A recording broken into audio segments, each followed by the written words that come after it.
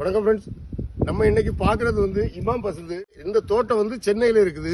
Miyazaki பிளான்டேஷனுக்காண்டி வந்திருக்கோம். இந்த மாந்தோட்டத்தை பார்த்துடுங்க. சென்னை உள்ள இப்படி ஒரு பெரிய தோட்டம் இருக்குன்னா யாரும் நம்ப மாட்டாங்க.